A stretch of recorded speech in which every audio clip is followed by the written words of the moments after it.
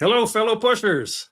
Welcome to episode 27 of Live Cardboard, coming to you for the first time at our new earlier time slot, which seems to be paying off already. I'm seeing a couple new faces that I haven't seen, including, it's been a while, but Mark Herman's in the house tonight. Very nice to see him. And Meandering Mike, if you've not checked out Meandering Mike's Man Cave channel, if you think I have too many games, have a look at Mike's collection. It's astounding. He's great. Hey, Jonathan, good to see you. I'm glad you could make it. So, well, the first thing I should say is I've got a cold, so I'm gonna sound a little stuffy tonight. If I have to blow my nose, I'll try to remember to mute the mute the mic and not put you through that. But other than that, everything's good.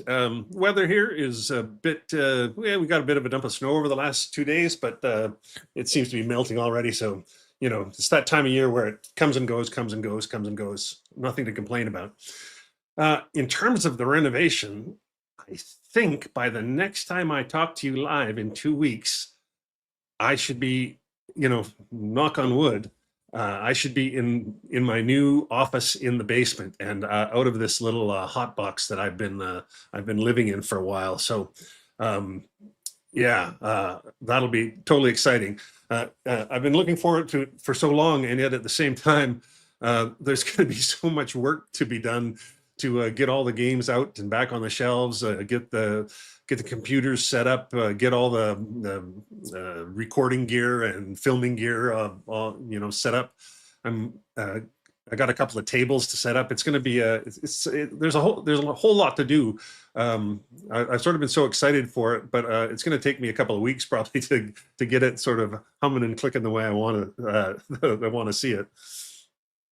Hey, that's great to hear. That's exactly what I was hoping for, Thomas. I'm glad.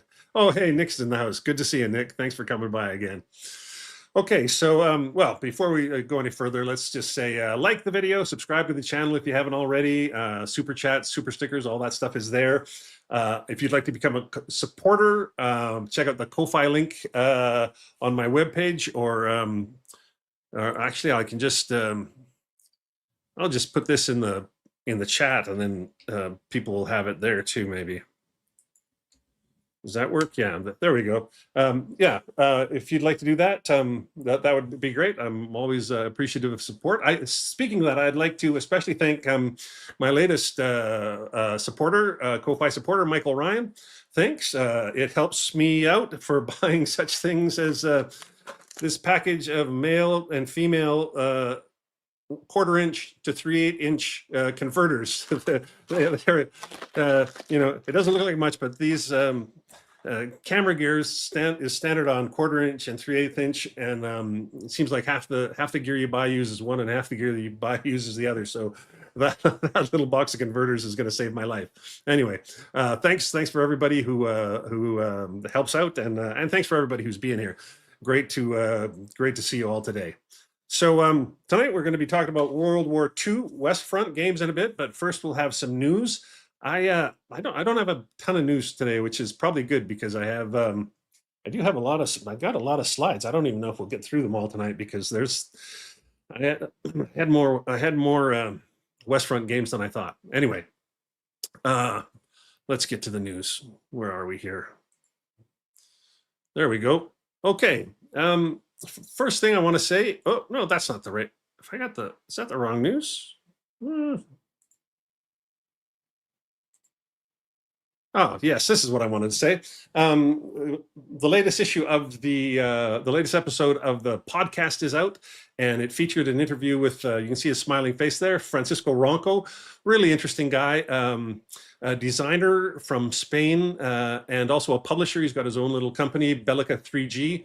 And he's at present he's living in Chicago. Him and his wife are both high school teachers, and they're on a teacher exchange for a couple years. So he's living in Chicago and enjoying that. And yeah, he's got that you can see that game there, Castello Nuovo 1539. He's hey Christoph, good to see you here. He designed that an interesting game. He also designed the Coral Sea game a few years ago that was fairly interesting. So anyway, check out that interview if you're interested. And also, I took a fairly good look at Shiloh the first day from Revolution. It's not the latest; it's the second from latest Blind Swords game, and I really liked it. So I've talked about Blind Swords a lot on my podcast, so I don't go through how it all works. But basically, I pull apart everything that makes that particular game different than the standard Blind Swords games. Because of course, Shiloh, you've got the surprise attack by the Confederates waking up the Union guys, or the Union guys are all sitting around their campfires eating bacon and whatnot, and here come the Rebs. So there's all kinds of cool special rules for that. Anyway, yeah, check out the podcast. And if you don't like listen to podcasts on your like on a podcasting or anything like that, YouTube grabs them off my podcast feed as well and puts them in a place on YouTube, on my YouTube channel. They don't have any visuals, of course, but if YouTube's the way you like to listen to things, that totally works too. This game, Mirages from VUCA. I was really excited when this game came out about a year and a half ago, and it hit some snags when it first came out because a few players, it's not like they broke it, but they just found some, well, maybe they did break it. There were just some ways that the game could just go completely sideways really fast, mostly because it's a box with 4 smaller scenarios. So it's the same system they use in one of their West Front games, and they've got a game on Gazala as well, I think, and it works great for those, but it's just got too much randomness maybe for these smaller battles. So what they've done is they've come out with a new optional alternative activation system, which is available on BGG or on the VUCA website. So I'm going to try that out. They totally recommend using it. I know the designer. He was a bit surprised when the game went a bit sideways on its release. So hopefully this will get people more interested. I love the idea of there's a few companies coming out with these. Well, basically they're like the old quads, right? They're like the old SPI quads. That's there's 4 in that. There's the British way, the 4 smaller coin games. Like I love these new things that are coming. Well, there was a little consternation on the internet this week because some big game reviewing site talked about what they do with review copies and how they often sell them, and there was a lot of us. Yeah, absolutely. Yeah, I should have mentioned those, Mark. Absolutely. Rebel Fury is a quad. Army of the Potomac is going to be a quad, and as I understand it, you're going to be able to put them together and make a giant one as well. Anyway, this business of selling review copies, it's I mean, you get the review copy. If you get one, you can do whatever you want with it. I worked in the record business for a long time, and we would get first vinyl and then CDs review copies, and you would just never sell them. There was just no better way to break your relationship with the label, for one thing, and it just felt it just felt shady, right? You get something for nothing and then you make a buck off it, and the reason you got it for nothing was they want you to promote it, but selling it off doesn't really promote it. Anyway, it was interesting I was glad to see there was a lot of people kind of stood up and said, hey, this is a sleazy practice, and I hope that whichever producer or whichever that review site was, I hope they got the message. Okay, that's it. That's just a little bit of news, but there's a few games coming down the pike I should talk about.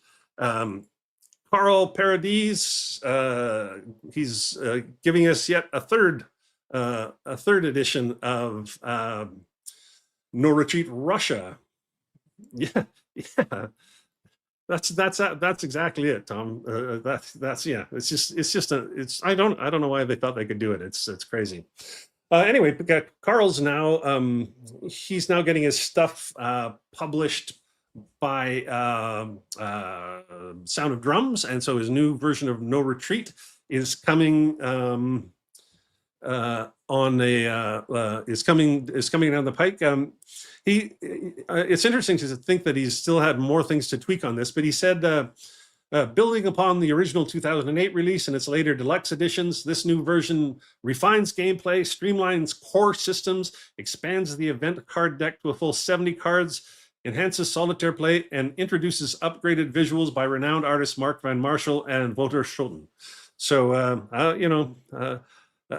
I hate buying the same game over and over again, but he does make it sound like, oh, maybe this is going to be a cool new copy. I guess we'll see. Yeah. Oh well, yeah. It's yeah. When I was a starving student, for sure, maybe I might have thought of it then. But when I was working in the record business, or yeah, selling CDs and selling records, I was in my 20s, but I was making a wage, so. I think there's a difference from when you're doing it for free at a college radio station or something like that. Anyway, check out this new game from Carl, or sorry, this remake of a game from Carl. That sounds pretty interesting to me. There's Neva they've sold out, I think, of their first two games. So they've put their next two on pre-order. The first one is this that we see here, Peking 55 Days of Fury, about the Boxer Rebellion. And then that's designed, I think that's designed by Jose Neva, the head honcho there himself. And then the other one is Reformation, Fire and Faith. This is a 1 to 6 player game by Clint Warren Davies. Yeah, both of those are on pre-order now on the Neva website if you're interested in that. I wanted to add one other one from Compass here. This is interesting. This is I'm really, I think I would mention this maybe last week or last time. I'm really interested in all these Japanese games, even from the 90s, that are being remade by different companies. VUCA's got a few now. Compass is in on it as well. This is Masahiro Yamazaki. This is a remake of his 1994 game. It's the East Front, as you might imagine, and it's a one mapper, and the copy for it says it's playable in 1 day. So that could be pretty interesting. I could probably go for that. We'll see. All right, one last little segment before we get on to our topic. I always like to share what's coming over the transom for me. This has been a bit of a busy 2 weeks. It feels like a lot of companies have got their stuff in gear post Christmas, and a bunch of things like P500s or pre-orders and stuff feel like they're coming out now. Yeah. Oh, hey, Mike, that's exactly what I intend to do. Is if I'm not keeping a review copy, I'm going to use it as a giveaway, either here on the live stream or on my podcast. I think it's super fun to be able to give away stuff. It's I love the glee. I love to see the glee when somebody wins one. That's yeah, absolutely. Anyway, here's what's come in for me. The first thing was. This is from Form Square Games. If you haven't checked out their games, check it. This is a newish company, a year and a half out of England. Their first game was the one Napoleon's Eastern Empire, or Bonaparte's Eastern Empire, one of those names, about Napoleon's Egyptian campaign. And this series has got a really interesting bunch of mechanics in it. It's got a sort of a turn track that has all kinds of variability in it. It doesn't work it's not just a clunk clunk clunk along the turn track. There's all kinds of variables. I do too. Some people haven't liked the maps because the maps. Mike says he loves how Form Square uses period art. I feel exactly the same way. It makes the maps, because they try to do the maps in the period sort of style. They come out a bit cartoonish like, but like all the leader tokens and things like that use the same kind of art that you see on the cover here. That it's sort of 19th century political cartoon style art. I totally like it. Anyway, this new one, it's the first time it's their first one that's a non Napoleonic. This is, well, it's sort of Napoleonic. It's the same time. It's about the hey, Joe, Stuka Joe's in the house. Good to see you. It's set during the uprising in the Vendée, a bit of a civil war in the middle of the in the middle of the revolution, in the middle of the Napoleonic Wars. So there's apparently some rules for a bit of politics in this one, and a few new twists, because of course it's not strictly the Napoleonic thing that that company's used to. I look forward to checking that out. This is Danger. Is this this is the one with Danger Forward in it? Yes, this is the new magazine from MMP that's dedicated to BCS, the Battalion Combat Series. It's interesting how I really like how they do this. Actually, MMP sort of decided they're going to go with a separate magazine line for each of their main lines of games instead of one kind of catch-all magazine. And that's kind of cool, because I'll get the magazine for this. I'll get the magazine for GCACW, but I'll skip the magazine for OCS unless I start playing that sometime down the line. So anyway, this is the first issue. I did an unbagging of it if you want to go and have a look at that. It's the magazine itself is just filled with basic articles teaching you BCS, and then of course there's this game on Gala. So a nice small size game for you to help you learn BCS. So yeah, that all looks good. This is from Sound of Drums as well as Carl's game. This is Patriots and Traitors. This is, I think I told you guys about this about a month and a half ago. This is the one where he's got this big game that he's designed, and he's I think it's this one, and he's put out a limited edition of it where instead of like 7 factions, there's only 4 you can play. A smaller card deck. He's put out a smaller version in order to try and get people into the system before he puts out the big one. It'll be interesting to see how that works as a selling technique. But yeah, I wish him all the luck in the world. This also came from Sound of Drums. This is Carl Paradis' actual new game, Battle Commander. I got that and its expansion.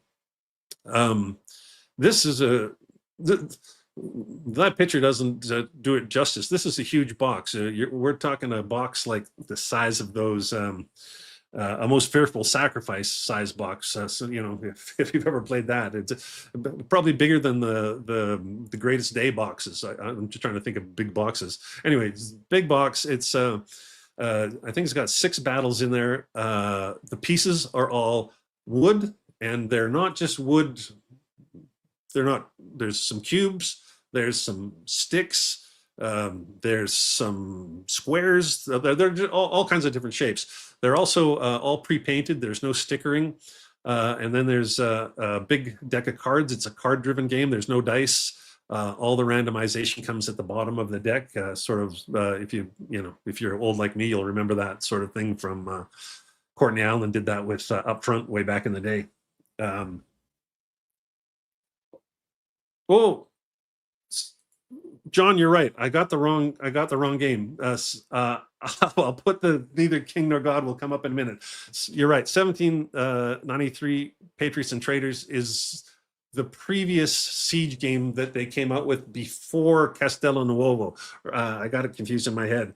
The 1793 one is actually a couple years old, where they designed their siege rules, and then the Castello Nuovo game is built on that. So yeah, I should.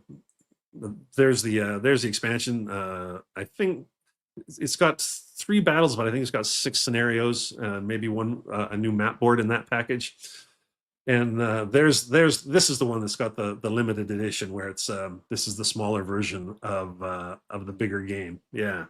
And the only and the only graphics you can find for it so far are these ones that are on an angle, which drive us people who work in 2D crazy. Anyway, I got an advanced copy of that to have a look at. So I'll probably be doing a piece on the podcast about that one. We'll have to see.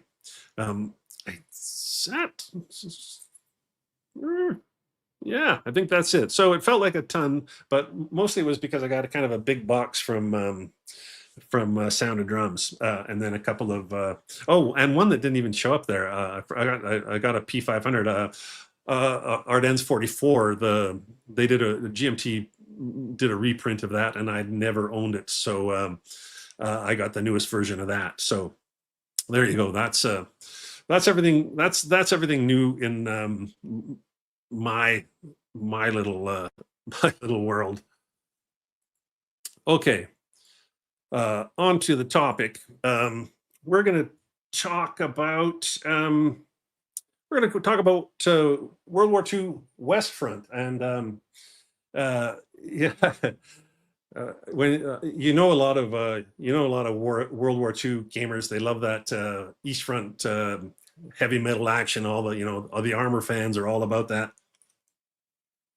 And in some ways, it seems the East Front seems kind of more straightforward. It's the unstoppable force meets the immovable object sort of thing, and it's just a lot of the same thing everywhere, over and over and over again. Whereas the West Front, there's just so many different things. We've got the landings, we've got the drive inland, we've got the figuring out how to cross the Rhine, where to cross the Rhine. We've got there's just all kinds of things going on, and then if we open that up, even we could. I'm not going to talk about the Italian front tonight, but that technically is part of it. Anyway, so I thought, and I want to hear from you. I thought we'd talk a little bit about some of these games. I'm going to go through like a bunch of games that I own, and many of them I have not played. So we'll talk about that too. But I'll also get your opinions later on which ones you really like that I missed. And I wanted to talk a bit about what it is that we expect from certain kinds of West Front games. I'm gonna start with some games that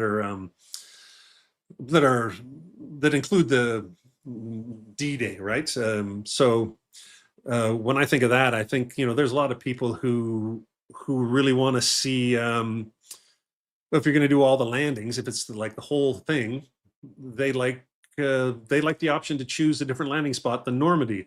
Other gamers are like, yeah, no, Normandy was the only sensible place to go, so I don't want to mess around. There's kind of options, right? So anyway, let's start talking about a few games here and see where it goes. This is one of my favorite games, mostly because it's an area impulse games, and I really like area impulse games. This was out of the original 4 that Avalon Hill did. I think Courtney Allen designed the first 2, and then I think Don Greenwood might have done the Stalingrad one, and then he definitely did this one. Yeah, And I think that's Mark talks about the old DDay had multiple invasion sites, whereas his France 1944, which will come up on this list, skipped the invasion and focused on Operation Cobra. And there's definitely a bunch of gamers that when it comes to the West Front big picture, they'd rather just skip the whole invasion instead of spending a bunch of fiddly rules that make very little difference. So there's a lot of different opinions about what's valuable to play, how much stuff you should put in, and what is there's a lot of West Front invasion games where the actual D-Day, the landing rules are very fiddly, and it always kind of just ends up the same. You might as well just roll, or flip a coin for each site or something. Anyway, but here's a shot of a close-in shot of the Breakout Normandy map. I just wanted to show it because I always like to have a look at these lovely area impulse games. This one's sort of out of those four. I mean, in some ways, I prefer the first two. I don't know, maybe for sentimental reasons, but this is the one that I think they probably still play at WBC or places like that. I don't know that they play Turning Point Stalingrad anymore. I love Turning Point Stalingrad as well, but this is, I'm not, no knock against this game. I think this is a fantastic game. This has been on my shelf for a while. I haven't played it. This is the Mark Simonich game, right? And well, here's the map for it. I wanted to show. There's a game where we're not gonna talk about Battle for Normandy. I think that's the Danny Parker game. I just wanted to show you compare the Normandy 44 map to the Battle for Normandy map. Up in the right hand corner, you can see that's the Normandy 44 map.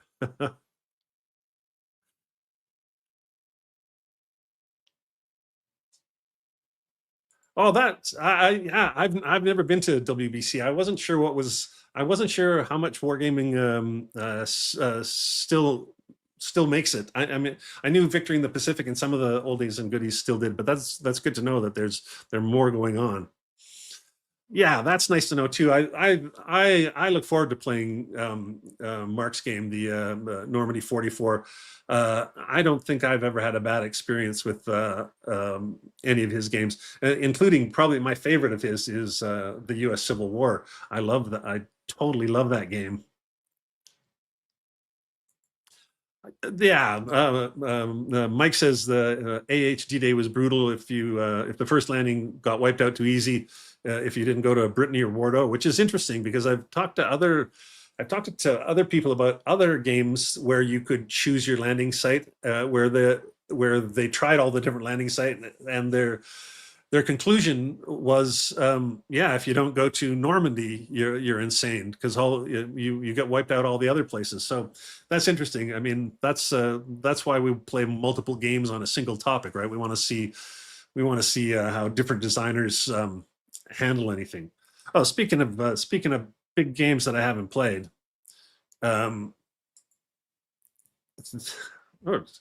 it's kind of super zoomed in there. That's Fortress Europa, John Edwards. Well, technically John Edwards, Richard Hamlin, and Alan R. Moon. But I think this is pretty much John Edwards' baby. John Edwards is the Russian campaign guy, and this was him taking this game to the West Front. It's interesting. This game didn't really catch on the way the Russian campaign did. Maybe there's a lot more fiddly things on the West Front. Maybe that was it. I'm not sure. That could be it. I don't know. It's interesting though. Here's the map, and if you knew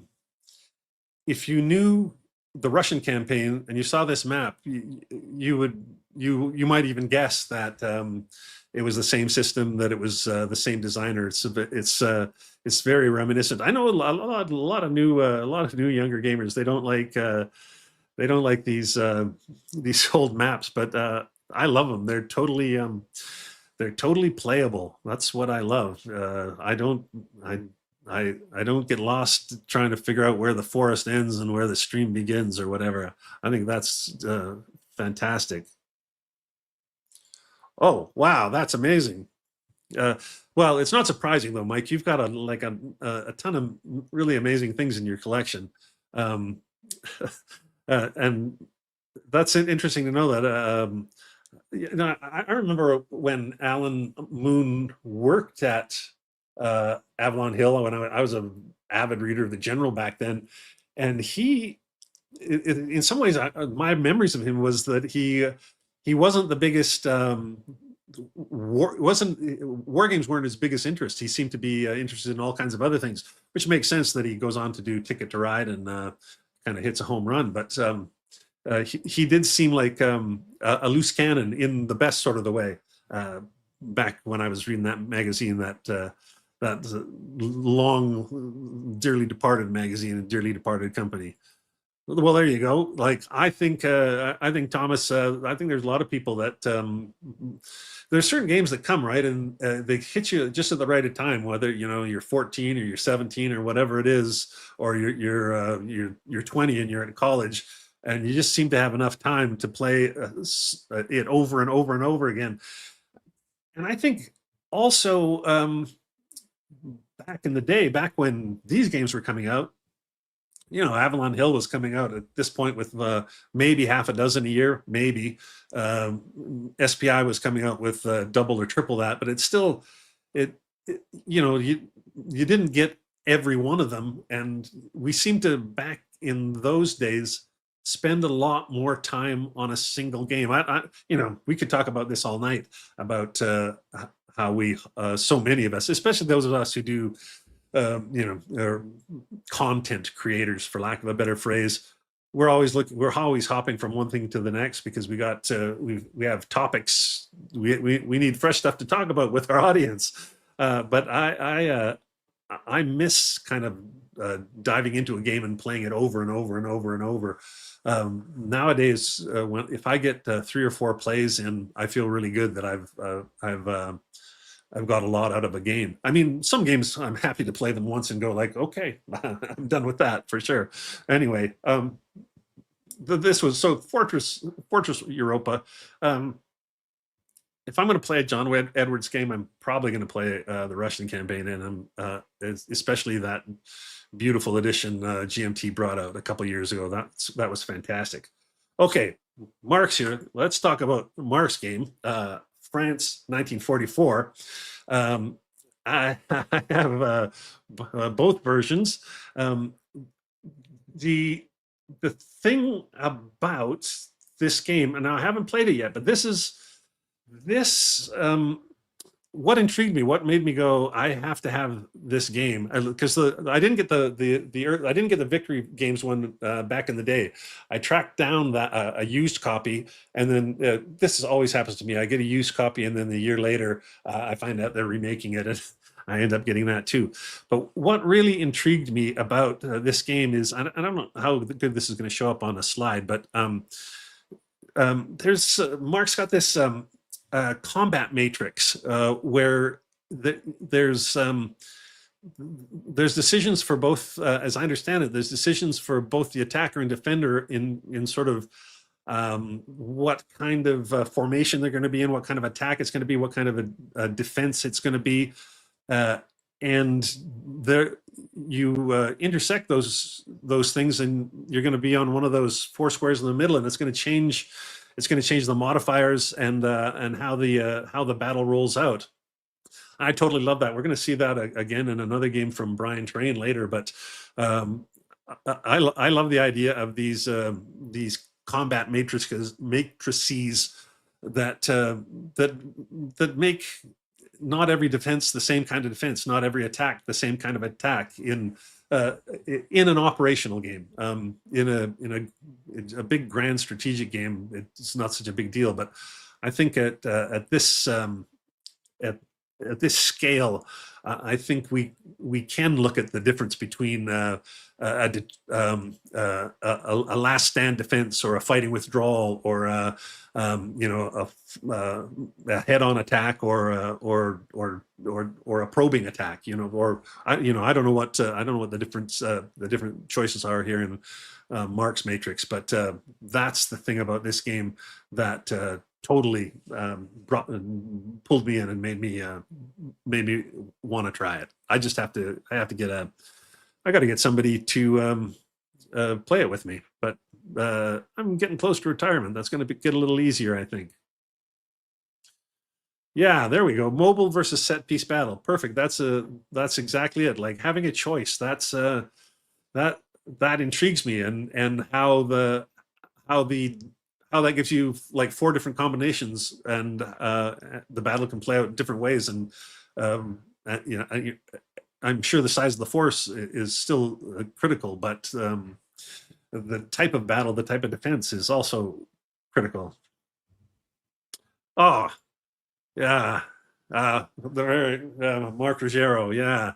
Well, that's wonderful. That's great. Well, Mark. I think last time I saw you on the channel, you threatened to teach me Pacific War, and once I'm back in my proper office and I have my copy of Pacific War back out and available, I'm going to take you up on that, and maybe we'll just do a live stream one night where you teach me Pacific War if you're up for that sort of thing. I'm saying this out in the open so that I get held to it, and if we can find time, I'd love to do that. Okay, a few more of these West Front games. Oh, great, perfect. Everybody can watch me make mistakes and not understand simple things that you're trying to teach me. That'll be good. It's always good to have one guy who knows what he's doing and another guy that everybody can feel like they're better than. So there's a spot for both of us there. This is maybe not everybody will have seen these. These are Danny Holt games. June 44 and August 44, separate games, pretty standard hex and counter games, small package, but the kind of cool thing, like there's the June 44 map, so you can see it looks like a bog standard invasion game, but then you can here we go. Oh no, I guess I don't have the right map for it. You can tack on the August 44 map, and so you can do both the invasion and then the push as well. So I haven't played the August 44 one, but I have played the June 44 one, and it was I only played it once, so I don't have anything to say definitive about it. But my memory of it was that it was like it just worked like it felt it should. I didn't feel any hiccups or anything like that. So yeah, I think that's good. Yeah, that's exactly it. It's one of those packages where it's a small game you can play in an evening, and that's I've got a lot of room in my collection for games like that for sure. Yeah, it is. Yeah, I think actually I think August 44, like it's an expansion to June 44, but you may be able to play August 44 on its own. I'm not sure, but definitely the map links up sort of to the bottom right of this June 44 map, and away you go. Yeah, it could just be an expansion. You could be right. I didn't look at the August 44 game too closely. All right, this is interesting. I bought this as a back issue. Haven't got to it yet, but this is Monty's DDay, and what caught my eye is that it's a John Prados design, and there's certain designers that you go like, oh, I'm interested to see what he was up to. He originally designed this in 1985 when for S&T when S&T was owned by TSR for that little weird period. Anyway, he did this, and then um,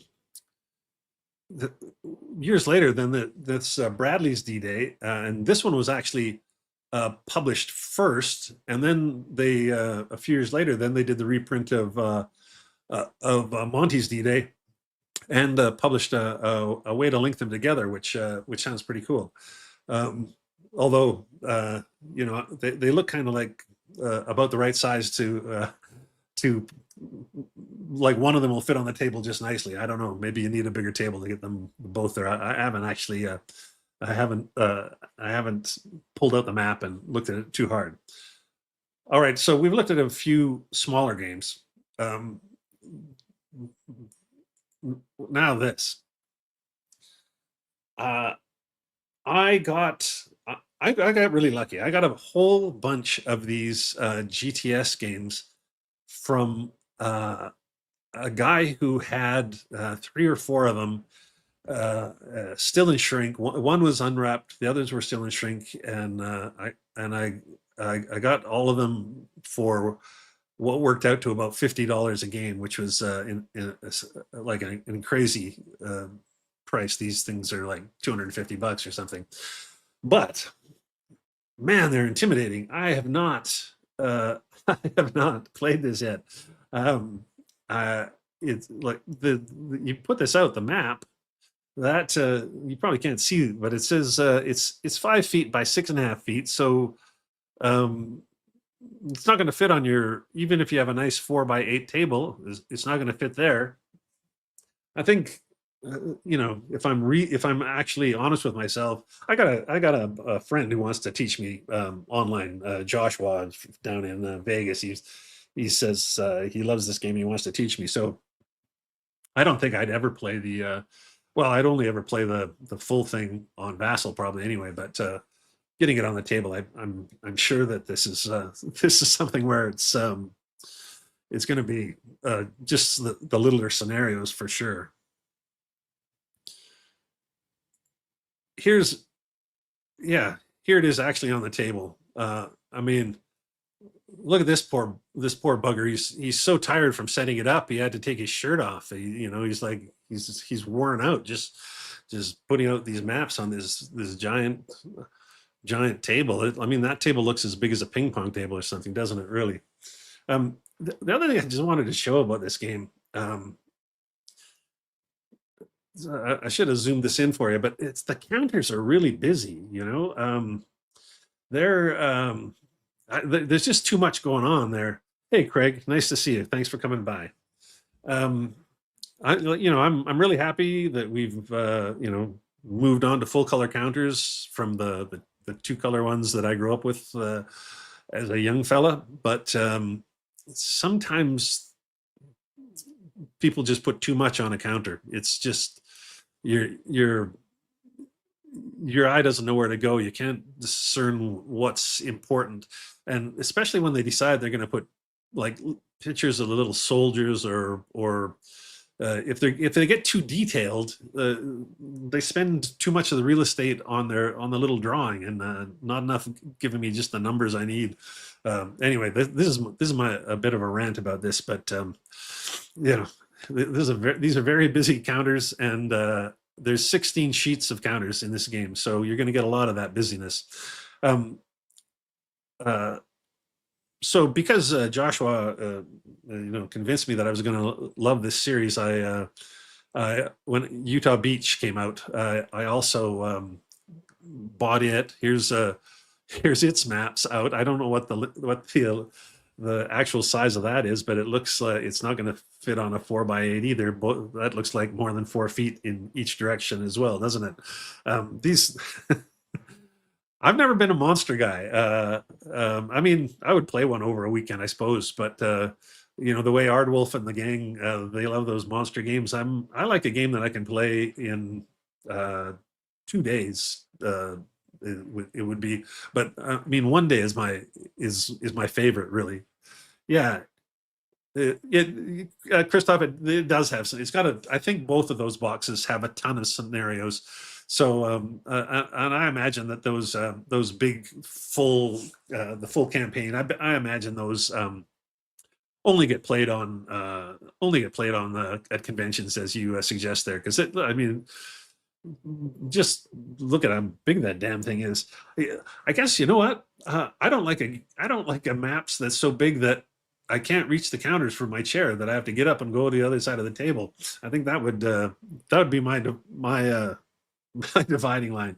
But I will say this: here's the counters. The counters here look a little better to me. You know, they're still a bit gaudy, but not as much as the ones for Sword Juno Gold. So they toned it down a little bit. That looks good to me. Okay. Speaking of, so we're really on the invasion things here. Omaha Beachhead. This is a Joe Balkowski game, and I just got this. Well, maybe it's a year ago now, from a friend. A friend out in Saskatchewan was getting rid of it. I bought it from him, and but I think he offered to play it as well. I'm interested in, because I'll always look at a Joel Balkowski design as well. But apparently this game, well, Mark will know all about it. This was a victory game.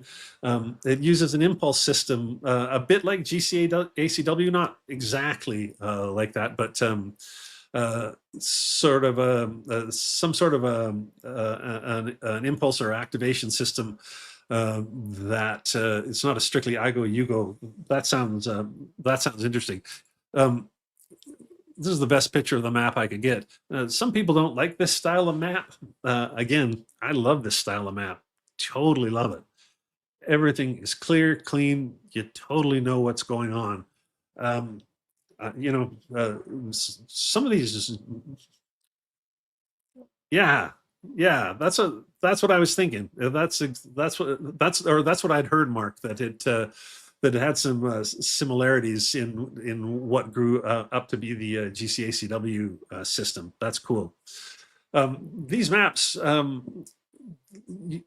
I'll take function over form 7 days a week when it comes to maps. Some newer maps, there's just so much going on that I lose track of where the hexes are or what's going on. And some newer players talk about they need all this art to immerse themselves, that they need little pictures on the counters to help with the immersion. But I don't know, I'm going to sound like a grumpy old guy, but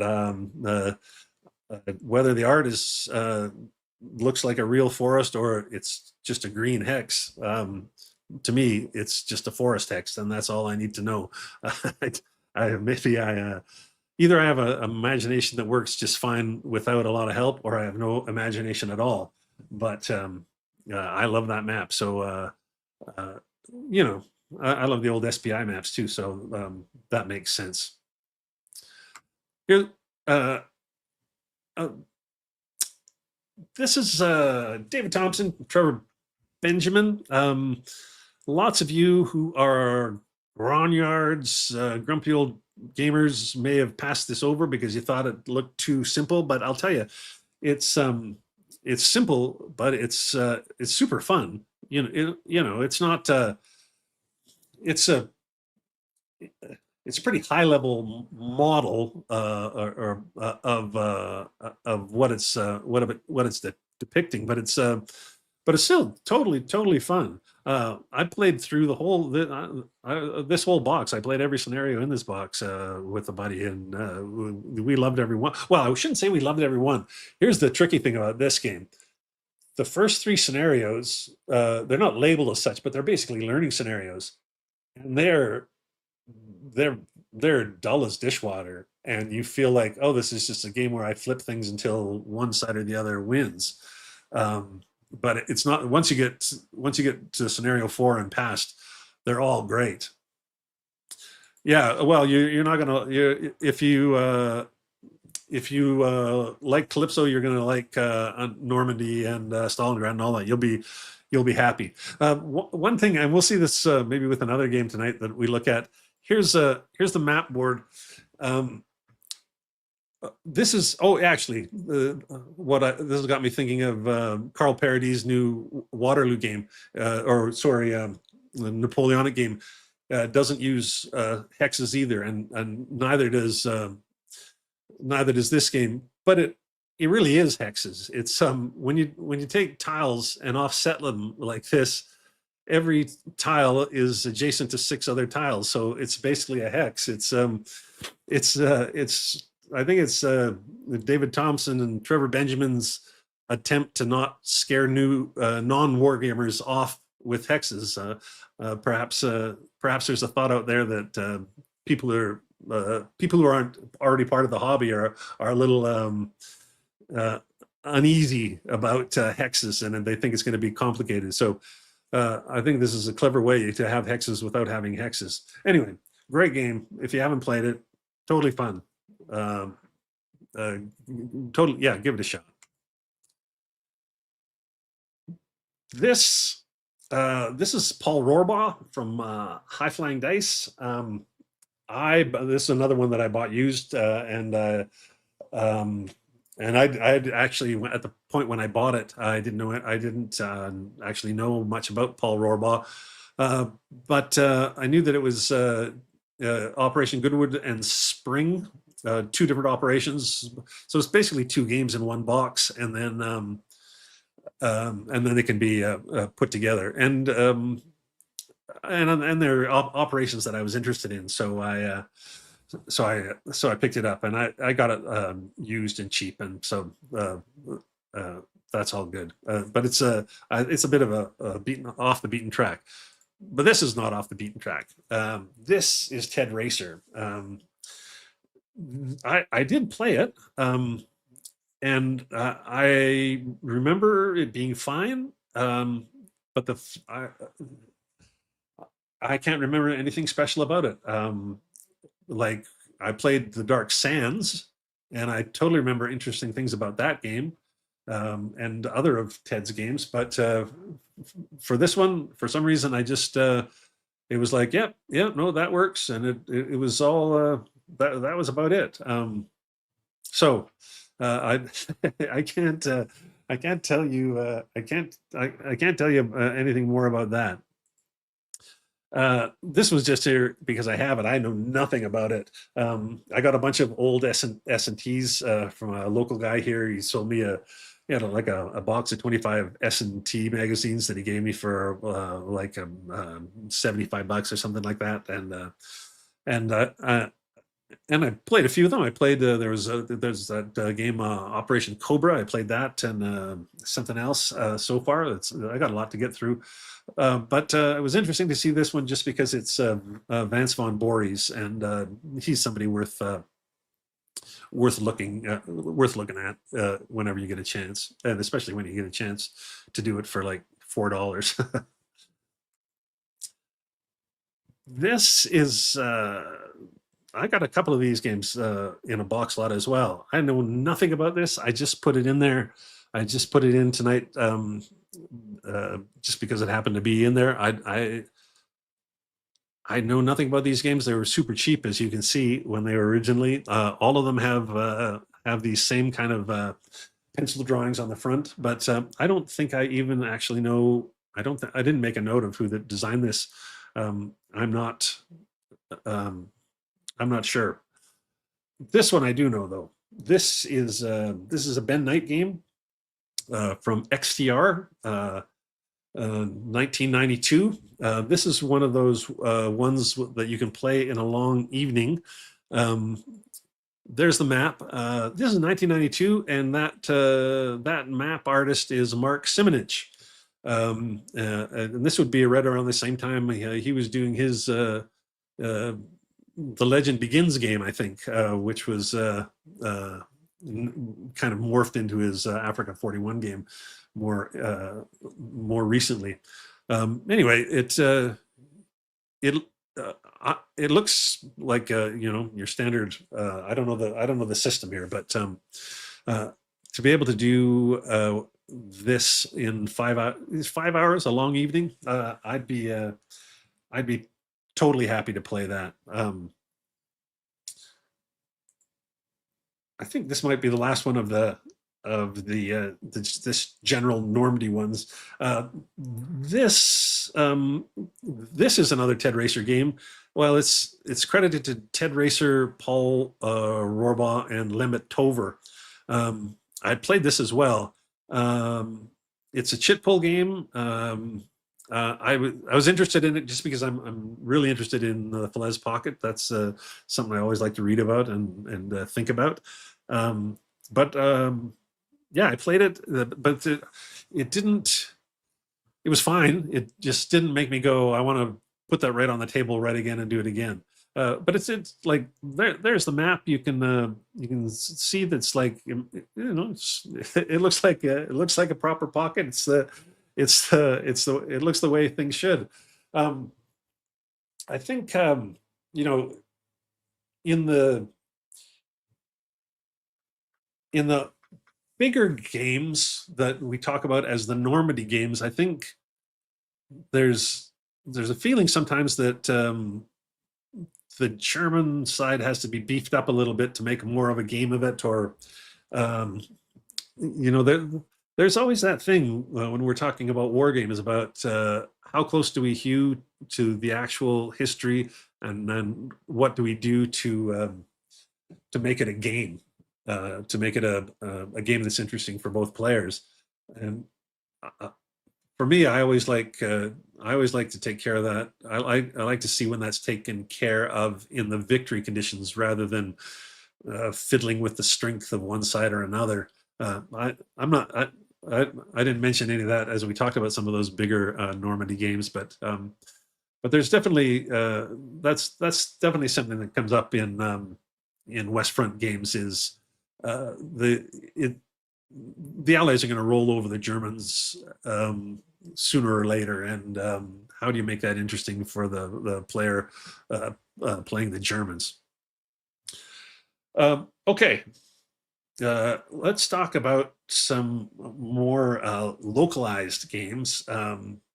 Since we've kind of headed that way with this Falaise Pocket game, let's talk about some Market Garden games. Here we go. This is I could just tell you, I could just sit and stare at that cover all night. Roger McGowan covers, and this is one of my favorites. There's so many Market Garden games that have the same guy on the cover every time, but not this, and it's beautifully colored. This is one of those rare games where I have 2 copies of it. I'm not one of those. I'm not a game collector. I don't track down rare games or things like that. But I do have 2 copies of this because I got the folio and the box game, and it's one of my. Like, I played this again just like last year. It's not the best, but it's the first, right, in terms of area impulse games. I think Courtney Allen invented the impulse system on area movement, and he invented Upfront. And just for those two innovations, I think he should be in the Wargaming Designer Hall of Fame. It's 2 things that I just love. You know, there's if you don't play area impulse games, there's the original, there's the mama bear of the whole thing. And yeah, the system's definitely been improved on, but you know, if you wanted to play this game tonight, we could do it for sure. Yeah, absolutely, Joe. Again, Courtney Allen's one of those fellows who left the business years and years ago, and I presume he's still among us somewhere. But I would love to talk to him and take a little walk down memory lane with him about his time at AH and his time in the business. I think that'd be really interesting. It's because, you know, I mean, for me, it'd be really interesting because he designed two of my favorite games. Yeah. The other thing is, you know, this is basically a tactical game, and this kind of lets us see that you know, you don't have to have hexes in a tactical game. You can have a pretty fun game without hexes. Yeah. Well, that's yeah, Thomas. That's something we sort of miss too with you know, it's like I love reading Volko's and Mark's articles in C3I, but they come out once a year, if that. When we used to get the general 6 times a year or whatever it was, there was just this flow of articles on strategy and tactics. Yeah, yeah, there you go. Yeah, I still play. Yeah, I'd the original four. I mean, I've got a whole bunch of Micronella area impulse games as well, but this Thunder and Casino, Turning Point Stalingrad, and Breakout Normandy. Yeah. If I was at the game club, anybody asked to play any of those, I wouldn't pause. I would just say, "Yep, for sure, I'm going to do it. Let's play." Moving on. This one is, do I have? No, sorry, I didn't take a picture of this. This actually, I think this might be a Micronella game, but not sort of not the area impulse games that you might think of, and not the. He also does some CDGs in the Paths of Glory style, sort of. This is neither of those. They tried to start a series of intro games. So this had it's a double-sided map, a handful of counters. It's but it's so intro. It just there just wasn't enough there for me. But if you're trying to teach somebody hex and counter games, I think it'd be a perfectly good place to start. There was just two of them, but they never really caught on, and so there you go.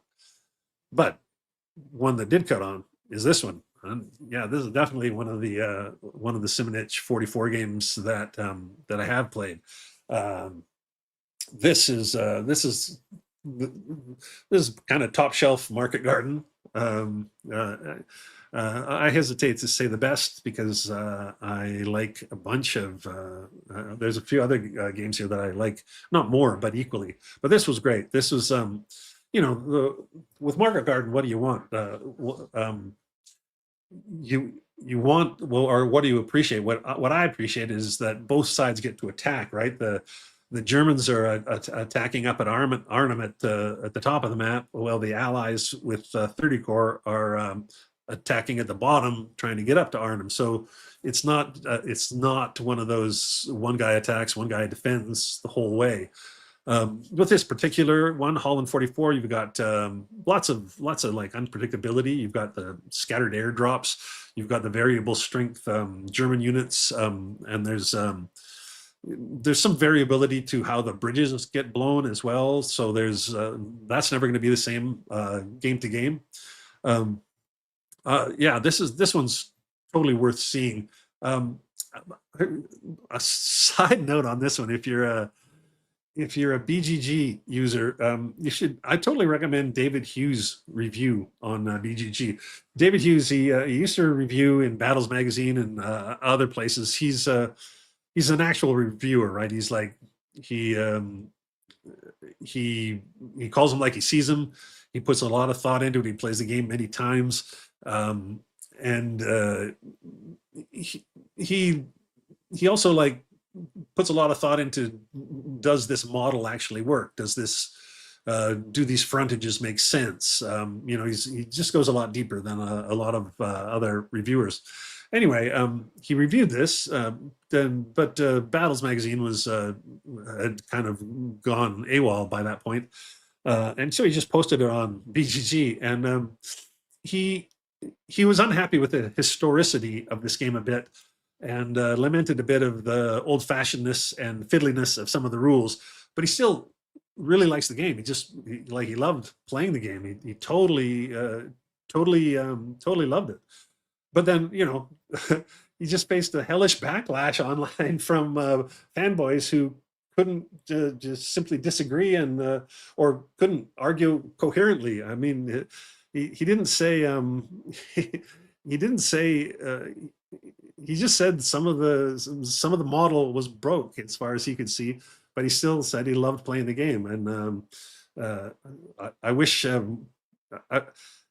Yeah, that's the way I wish more, Rob. I wish more people could have said that. But right off the bat, the very first comment after was like, they said, "Did you even play the game?" And a lot. If you look at that review, it took a lot to write it. It took a lot to think about it. He obviously played the game a lot.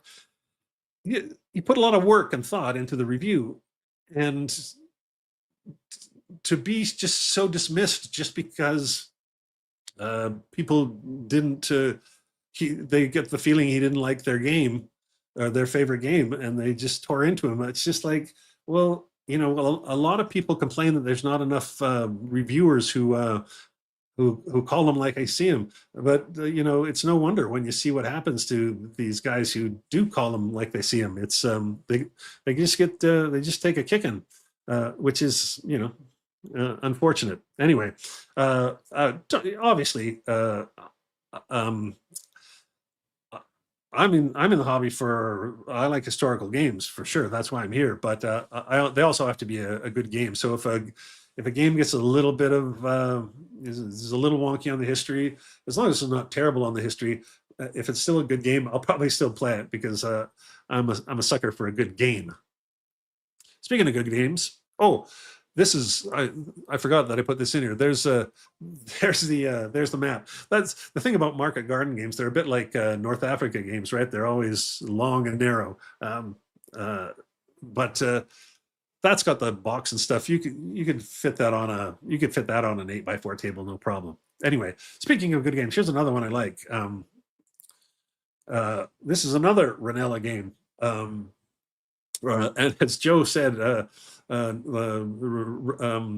Ranella games are a rarity, and this isn't one. This is an area impulse one. This is his. Well, I should show you this first. This is the second edition. This is what I have. This is not a great cover, but it's not a terrible cover. But the first edition was a terrible cover, maybe one of the worst covers I've ever seen. This it looks like a mannequin in a museum dressed up in airborne gear or something. It's very. I can see why they changed the cover for this the new edition. Anyway, this game's great. I think I have a picture of the map here. Yeah. So this map, the 30 core starts way down in the bottom left there, and then above the top, the river there. There's Arnhem up at the very top. So you're going to have the British paras encircled by the Germans up at the top. Well, the 30 core starts at the bottom and tries to make their way up. Area impulse game. There's a few special rules. I played this 2 or 3 times, and I don't know that I won as the Allies, but I felt like I could win as the Allies. I think that's the best way to say it. I didn't feel like it was a balance problem. I just felt like I need to try it again, and I was eager to try it again because it was such a great game. Yeah, Nick, I know it's we've lost a sense of civility in some ways. I mean, it's a widespread thing, but I wish just in our hobby we could just sometimes up the civility quotient a little bit. Anyway, if you haven't played this, I recommend this as a market garden game. Plus, you get to play an area impulse game, which I'm always promoting area impulse games. I think I think they're great. Okay, back to that big pile of huge games that I got for cheap. I got both of these.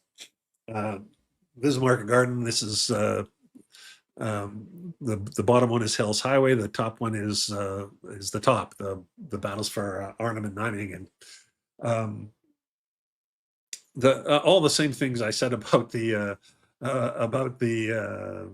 DDay games from this series. The same sort of thing. But these have one tricky little thing. In that these both use the 1.1 version of the rules for this series, and the series has moved on to 2.0, and these games, apparently it's not, you can't retrofit the 2.0 rules on the 1.1 games. There's too much to change, and so there's people were clamoring for an update kit or something, and MMP said no, they like the update kit would be almost as big as a full game, so we're not going to do it, and they were going to just leave them both at 1.1, but then they announced sometime later that they are going to do complete updates of both of these games, and put out 2.0 versions of them, which means when I only paid $50 each for these, maybe that was turns out to be too much. If I can, if I decide I want to get the newer ones, I'm gonna want to try and unload the older ones. I don't know. Maybe I'll just hang on to them. They're doing the Devil's Cauldron first, and that could be out end of this year, next year. But Where Eagles Dare, I mean, that might not be out. The 2.0 rules might not be out till 28 or 29 or something, for all I know. So maybe I should just play the 1.1 rules and not think about it. Okay. Here's a brand new one. I just got this just before Christmas. Haven't played it yet. This is John Butterfield. This is going to be interesting. I'll be interesting to see how much meat there is on the bones of this.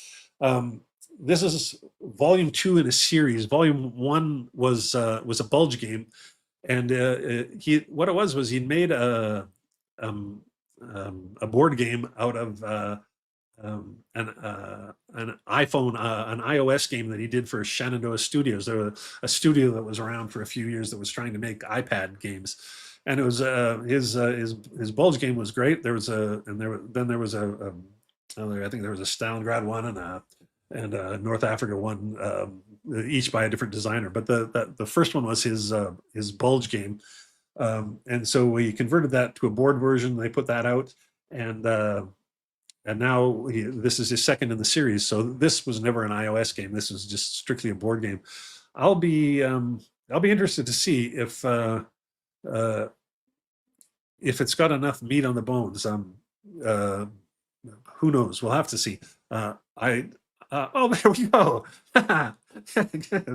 Yeah. So I love that LL main game. That was great.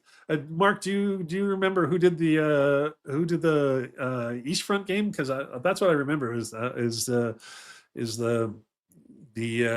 Bulge game, the LL main game, and one Russian game.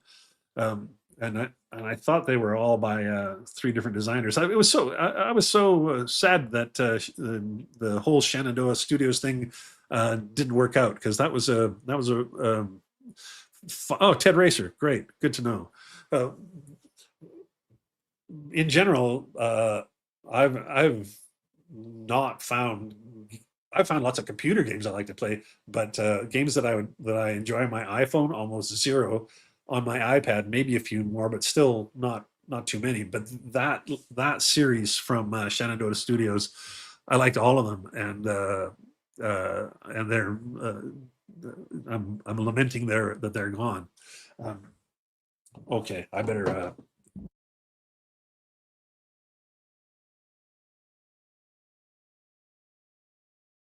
There, I saved you from that.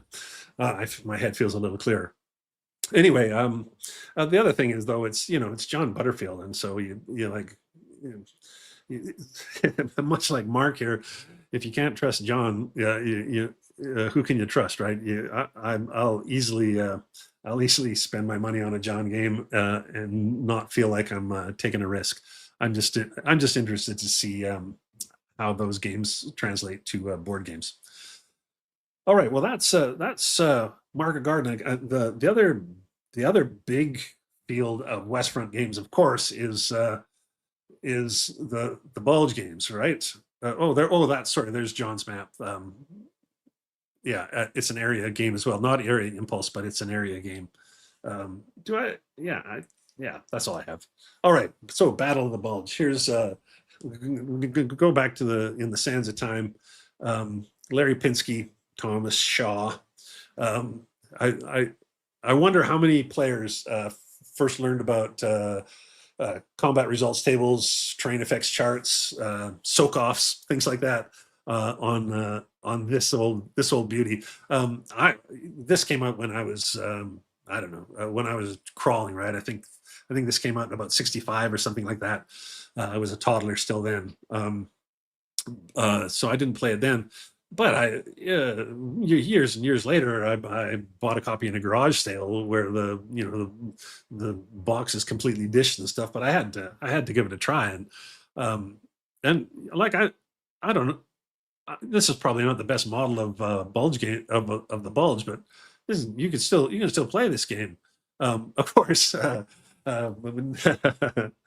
modern players they'd be shocked at this. The blue and pink counters. I got no problem with them at all. They look totally fine to me. I'm not like those pink counters are gonna show up on the map just fine. Oh, here's the map. It's a pretty rudimentary map, right? In terms of what we're used to in contemporary map making. But on the other hand, look how functional that baby is. No problem seeing what's going on there. So I'd play this. If somebody said they wanted to play it, sure, I'd give it a go. Why not? It'd be like a double history lesson, a little bit of history with the Bulge and a whole lot of history of the origins of wargaming. So I'm always up for that trip. Just the part of me that likes tracking the history of the hobby. That I tap into that a lot. I'll play old games all the time if I get a chance. Here's a newer one. Scheldt from this is Roger Miller, one of the two head honchos over at Revolution Games. This is his game. Roger designed a couple of games in the early days of the Revolution, but he's pretty much become more of just a publisher now. But this is a totally great game. Chit pull game. This is so the cells. It's just a part of the Bulge. It's not the whole Bulge thing.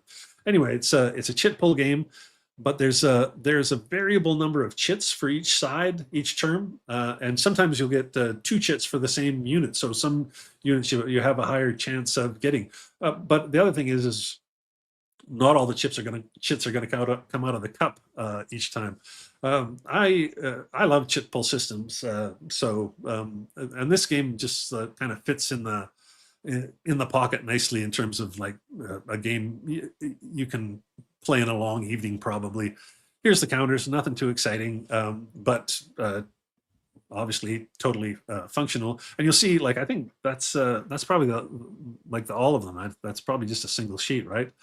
And there's the map. The map's quite nice. I like the map.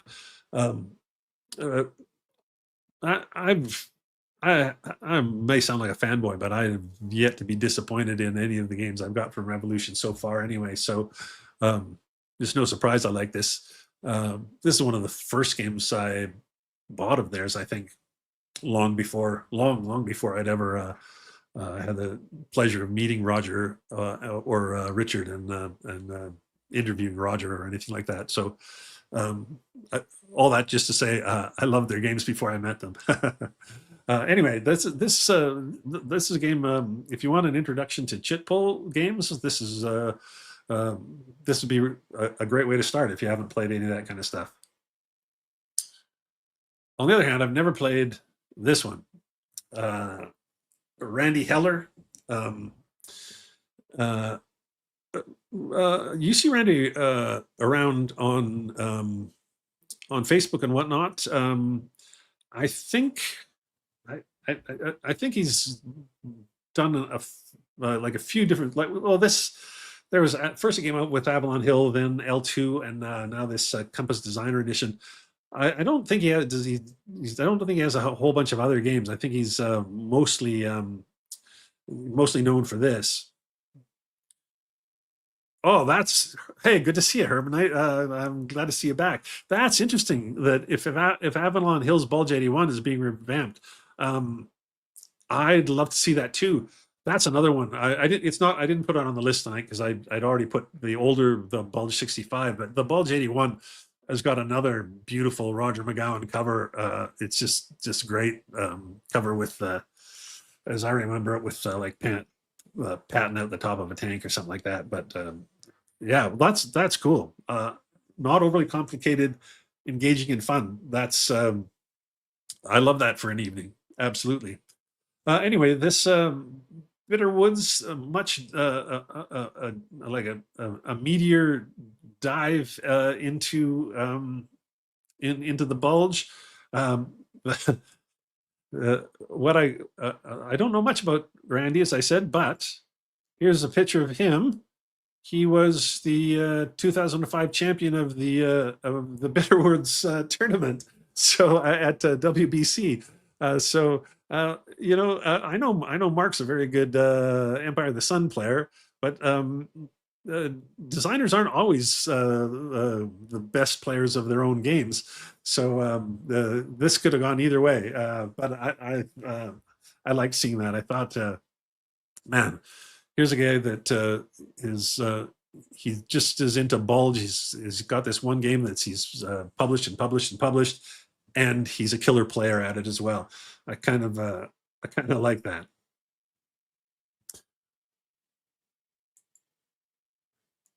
Uh, Dean Essig. This is Standard Combat Series. Um,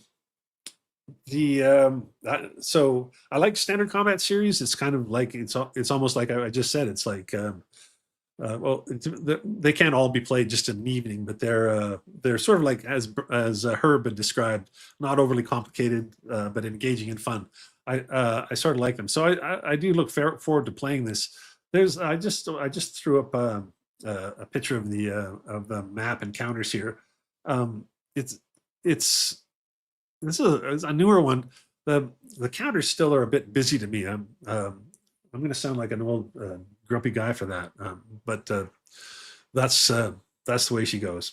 Uh, here's let's go back in time. Uh, Danny Parker, 1978. So this is four one mappers that can be played individually or as two campaign games. It's not. I don't think it can be played all four into one, but it's two smaller ones that can be made, or four smaller ones that can be made into two larger ones. And Danny Parker's a real name in Bulge as well. Oh, that it's been redone by decision. That look at that. There's the SPI cover. That's a damn good looking cover. That is a horrible cover compared to the other one. Oh, um, is are you talking about the Bulge 81 redo is a Butterfield design development or this older battle for Ardennes? For Ardennes, because I wouldn't be surprised if this was John Butterfield development stuff on this. Right when he like first came into the hobby, I might remember him talking about that even. Um, anyway, yeah, that's a good cover, terrible cover. Ah, this one, this is Brian Train. Um, Yeah, right. Yeah, that's what I thought. I thought I remember him mentioning that about that it was one of the it was one of his earliest development things that he worked on, and he was sort of like I'm sure Mark would agree with this. There's a you could just get thrown into the deep end once you started working at SPI. It was sort of like one day you're not working there, and then the next day you're working on huge projects that probably felt kind of bewildering until you got your sea legs. Anyway, this is Brian Train Bulge game, and I should also mention there's a version of this on Steam too if you want to try it on Steam. But I don't know that you see on Steam that you see when you play the game. Much is similar to Mark's France 44 game. This is a bit different, but it's different but the same. There's an attack and defense matrix table here that, depending on what kind of attack and what kind of a defense, it's going to, you can see it gives different die roll modifiers depending on what the two sides pick. I'm a sucker for this kind of stuff. I would be happy to never dig too deeply into the historicity of it, because I love the gaminess of it so much. I love those little sort of games within a game. So I would, I've said to Brian, I wish he'd play. I wish he'd make another game with this. And I think, to be fair, I think Brian. I don't know if it was this or his Scheldt game, but he talked about how he got the key mechanic from somewhere else. But designers always get the many mechanics from somewhere else. They get invented too, but you can't invent everything every time. You got to stand on the shoulders of the people that came before you. Okay, one last game on the Bulge, and I just got it. They just did a redo of this, like a third edition or fourth printing. I don't know, but I had never had it before, and I finally got a copy, because Simonich is one of those guys that I trust, and I'm happy to see a little bit of Roger McGowan on the cover of this one as well. But anyway, I have a few games on the Scheldt I could have put in as well. But that's my roundup of West Front games. Like I don't think I talk about it tonight, but in some of the promos I put out for this week's show, I said, like, I've always felt like I love the West Front, and yet I think out of, like, I don't know, 36 or so West Front games, I think I've played like 12 or 13 of them. It feels like, for a guy who thinks he loves the West Front, you're not holding up your end of the bargain play wise. I need to play more of them. Yeah, well, there you go. I think there's a few people that this might be their Garden 44 might be their favorite Simonich 44 game. I've definitely heard people say that. But then, of course, he's also got those East Front ones, and those guys that love the East Front, they really love the East Front. That's the way it's going to be. Anyway, yeah, I don't know what to make of the fact that I keep buying them without playing them. I mean, we all do that a little bit with games, but it just felt like the ratio was not what I thought it was going to be with this particular subject. I think like most of my Market Garden games I've played, so obviously I like that. But I seem to play very few of the games that have the actual D-Day landings. Maybe that's another thing that made me attracted to Mark's France 44 game, was that it starts just after the landings. It's or it skips the landings, and that sounds fine to me. Although I will say, been playing a few Italian campaign games lately, and I've kind of enjoyed the landings in those. Oh, yeah. I should have put I should have put Panzer Leader on here for sure. Yeah, you're totally right, Brian. Um, I don't own the last Blitzkrieg, and so that's probably why I didn't make the list, because I just I stuck to the games I have. But I should have put Panzer Leader on too. That's when we I was late to Panzer Bliss, but I got Panzer Leader like pretty much when it came out, and so I got to skip the whole Panzer Bush thing and play with a game that actually had opportunity fire right in it. And yeah, we loved Panzer Leader back in the day, and um, I guess I didn't really put I could have put a few uh, real tactical scale games in here, but I guess I didn't. I mean, um, half of Squad Leader could fit in here as well, and I could I'd have a lot of that. I definitely have a lot of West Front stuff there. Last Blitzkrieg, that's if it's the game I'm thinking of, it's SCS uh, um, uh, Bulge game. Is that what that is? I don't own it, so I can't I can't comment it. But if there's like, okay, so we went through these. Oh, BCS. Oh, great. Wow, I'm turning my eyes towards BCS. So I might have a look at that, depending on how big it is. But yeah, that sounds great. So, in terms of West Front games that we didn't talk about tonight, go ahead and shout out a few that I don't own, that I missed, that you go, oh, you really have to play Game X, and I'll put it on the list and soak my pocketbook for a few more. I know there's a few that are uh, just too big, like that giant Danny Parker one. It was just like, no, never, never. Yeah, John, the Traces of Victory. Um, I got that on order. I can't wait to get it. And there's actually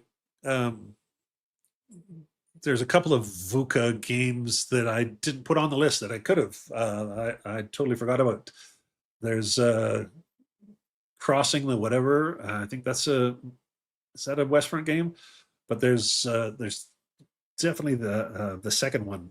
Anyway, they've got that kind of chit pull activation system that VUCA uses for that series of games, and I love those as well. And I think that Traces of Victory. I think that's Al Vanoy, who's like come out of nowhere and has got like two or three designs. Like one came out last year, and now Traces of Victory, and I think he's got another thing coming out right away. He's a guy to keep your eye on, Alan Vanoy. Um, yeah. Oh, thanks, Brian. That's good to know. I am keeping my eye out to get a copy of Aerocorps, because that's what I'd heard. It's smaller, and last Blitzkrieg being big, it's probably not the way I want to dive in. I think the only BCS I have, other than I said earlier tonight, I just got their magazine with the Gala game in it. But uh, um, the desert one, brazen chariots, blazing chariots, one of those. But I haven't got them playing. Good night, Mark. Thanks for stopping by. And I'll be in touch once I get into my office, and I'll learn to play uh, Pacific War at the hands of the designer. I think that'd be good for I think it'd be fun for everybody. Yeah, thanks very much. Yeah, Mike, I stumbled because I think there's a book called Brazen Chariots that's about that campaign. But one of the first desert scenarios in ASL, they did sort of a pun and called it Blazing Chariots. And I get I get I get confused in my old age. That's all I'll say. Oh yeah, yeah. The Panzer, the GMT Panzer series, for sure. Just like um, uh, ASL or tactical games. They've definitely got like you say, expansion 3 is on the West Front. Same thing with I got a couple of last 100 yards games. There's the second volume in that series, I think, was the Airborne one, and it's obviously it's West Front as well. Well, that's funny. So there we go. I wasn't I wasn't sure that it was a book. I was just saying that because I thought it was a book. But I'm glad to know that I was not hallucinating. I should get a copy of it and read it. I haven't. I actually haven't read it. Oh, that's totally. I have that West Wall quad as well. Uh, and the only one of the four that I think I played is the Arnhem one. But that I should have totally put that on this list. That's a perfectly great set of games. Talk about games that you can play in an evening, right? Those quads would definitely fit into that, as I recall. Yeah, good call. Um, I played just the Arnhem one, and I think that was probably because I played that first because I'd heard that was the the best of them. But opinions may vary, obviously. Well, I can't think. I probably have a couple of West Front games. uh, uh, then, Mike, I think Remagen is what I want to play. I like the best, and then I like the weird. That sounds good. Herkin Forest sounds terrible, so I'll take your tip on that one as well. Um, but weird could be good just to see. I'll play it now just because I want to go. I wonder what Mike. I wonder what about this made Mike think it was weird. That's why I would play it at this point.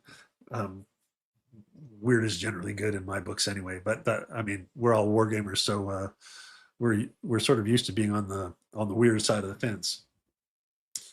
Well, thanks. I think that kind of wraps it up for the night. That was kind of it was meandering Grant through his West Front collection, but I enjoyed doing it with you. Oh, well, that's interesting. That's the sign of uh, well, that's just a sign of replayability, right? It's like I love games that you can play over and over and not get the same result for sure.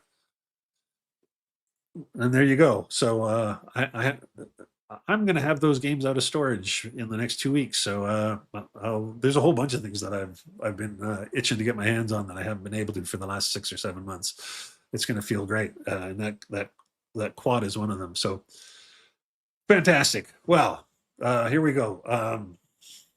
Good night to everybody. Thanks for coming by and talking West Front. I have no idea what we're going to be talking about in 2 weeks, but it'll be something, and I won't have I probably won't have a fake background behind me. I mean, I don't know what I'll have on the walls. I don't even know what the camera angle will be. It's going to be a whole completely different setup. So we'll see what it looks like. But um, maybe I think there's a way. I think there might be a way to use my GoPro and take a walk through the basement. Maybe I can start the next one with a little walk through the new space and show it off. Yeah.